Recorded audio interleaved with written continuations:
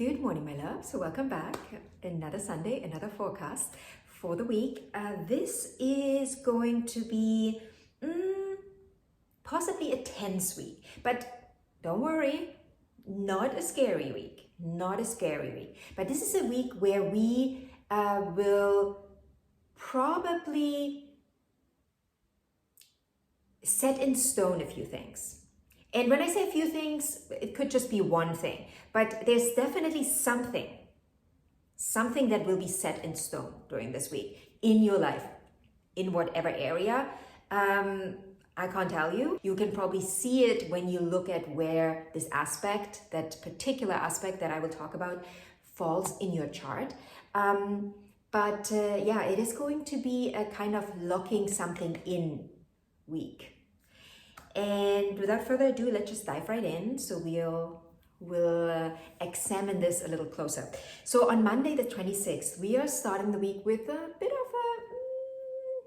a challenging aspect. Not super challenging, but challenging enough. It's Mars square Jupiter. Mars is currently in Aquarius. Jupiter is in Taurus. Taurus, as we know, earth sign, Aquarius, air sign. These two aren't necessarily the best of friends. They can get on each other's nerves because Taurus is very much at home in the here and now, in the 3D reality, in the let's do things, let's let things materialize, let's make them tangible, right? Tangible is a word that really works for Taurus. And then we have Aquarius, which is the idealist. It's like, oh, we have like all these great, wonderful ideas and the possibilities are endless, and let's do this and let's do that. And it's also, Aquarius is also a bit of an outlier and the maverick, that the one that leads the pack, but he's all the way over there already, right? It's almost like, what is this person talking about?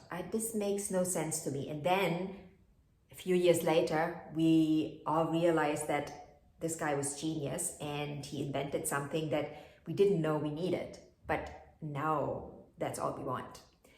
And so when we have these two energies coming together, the sparks can fly in a way where the outlier energy can drive the energy of contentment, the energy of stability, the energy of tradition, crazy.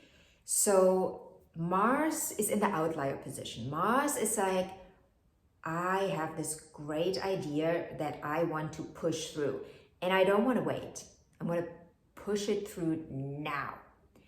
And then Jupiter is generally not a difficult energy. So when we have even difficult aspects with Jupiter, it is not going to clash too hard. But at the same time, Jupiter expands everything it touches in whatever aspect. Now, when Jupiter touches Mars, and Mars is not in full alignment with the truth, not any old truth, the truth inside, right? If Mars picked up an idea somewhere and said, oh, this could be fun, this could be cool, this could be something, and then he runs with it, it's a different energy than when it comes from within and Mars is like, I really have this great idea and it's fire in me. It's like, it makes me shine. It makes me just like every cell in my body is vibrating and I really want to do it. When Mars is aligned in that way, and then it meets Jupiter, even in a square aspect, Jupiter can lend a helping hand, but there needs to be alignment. This is an aspect where we understand. So and then now we get to the point of this aspect. This is an aspect where we understand if we are in alignment or out of alignment with what we want, with the idea that we are pushing forward with. Is this in alignment or is this not in alignment? If we are in alignment, this day is going to be fabulous for you, because you will, like, your energy will gain momentum. Your project will gain momentum. If you're out of alignment, things may also blow up, but they may blow up in your face. So that's the aspect that we are dealing with here. So make sure what you're doing, where you want to go, is really where you want to go, and not some idea that you picked up somewhere where you heard something from somewhere that it could be nice or this could be good, and then you thought, oh, maybe I can make a quick little dollar here and there, and let me jump on board with this, but it's not in alignment with what you truly want, what you're truly here for, what with your gifts, then it may blow up in your face. Then on the 28th, Wednesday, it's quite a big day because it's the day of the triple conjunction between Mercury, the Sun, and our dear friend Saturn. And this is the day that I was talking about earlier when I said we are locking something in. This is locking in time. And this is also a reality check. A big reality check. So maybe something just blew up in your face. Or something took off in a way that was, wow, this was quick. I can't believe this was so quick. Now the reality check is either, why did that blow up in my face? Where was I not aligned? Or how can I stay in alignment, and how can I grow it in a content way, in a sustainable way, in a way that serves not only me, but also the people around me. This is one of those days. This could also be a day where we get a dose of karma, and this can come from either direction. Mercury, the mind, the linear thinking. The Sun is our guiding light, and Saturn is the teacher that is trying to teach us and guide us on the way, but also keeping us in the bounds of Saturn, the bounds of this 3D reality. And that's where often the reality check comes in, right? Are you building something that is quote unquote suitable for the life that you are in? I'm not, and you hear me, I'm not saying the life on this planet, the life in the 3D world, but the life you are in. This is a really big one. I think we cannot underestimate this. I mentioned it in the forecast videos for February, because I think this is a very, very big one.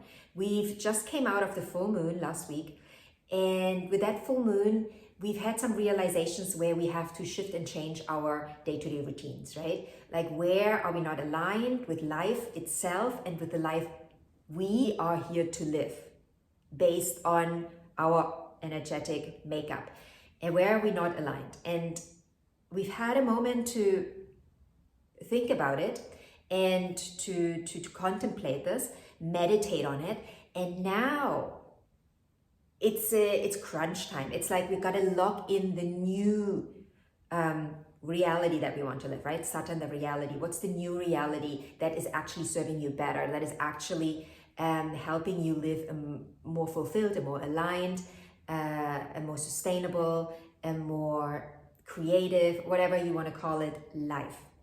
You got to lock this in now. And like with every Saturn aspect, there will have to be some release in the mix, because Saturn teaches us by streamlining, taking things away. And we always look at taking things away as a negative thing, when it can actually be the most positive thing you could imagine. Can you allow yourself to look at having something taken away from you as the most positive outcome? What can you gain from losing something? That's the question I want to ask you. What can you gain? And how are you more aligned with yourself by giving this thing up? It does not have to be a big thing. It can be. For some of us, it will be. Specifically, if you are a Pisces or have a lot of planets in Pisces, or you're Pisces rising, then this is probably a bigger deal for you. Also, Virgos, Geminis, Sagittarius. For you, all of you four, but specifically Pisces and also Virgo, this is a much deeper energy. It will probably be something at the core. Something at the core needs to shift here.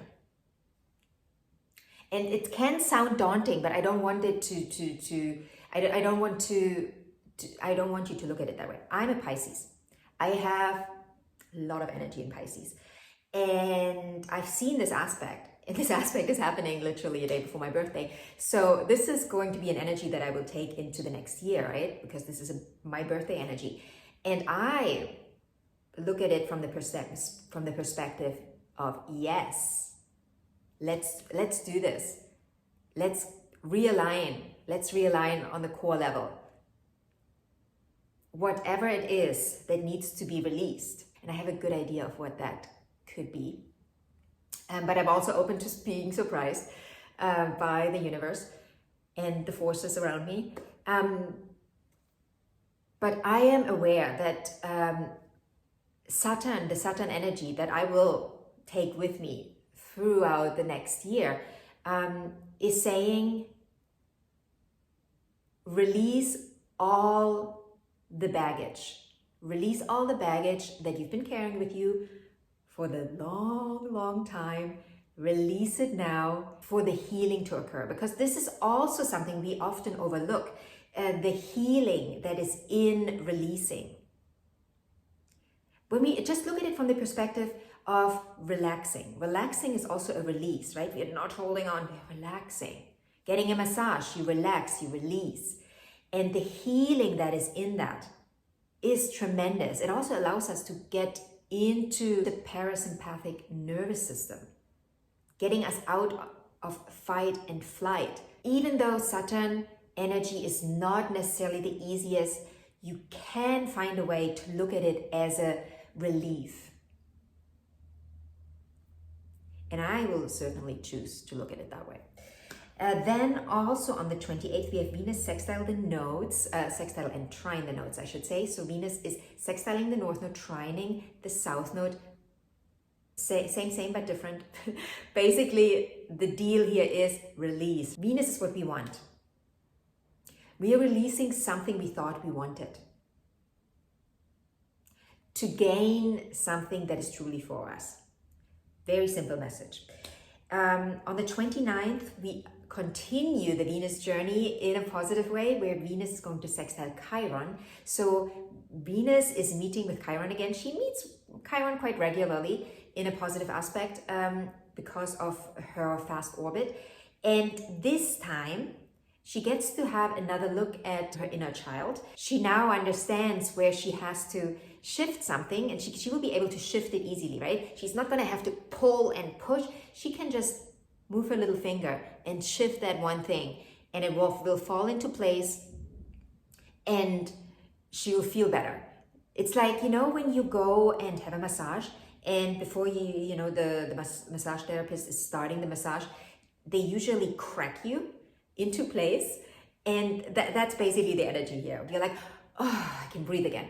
And this is basically the energy of that day, where we just do this. It's just a little shift, but this little shift will make a big difference.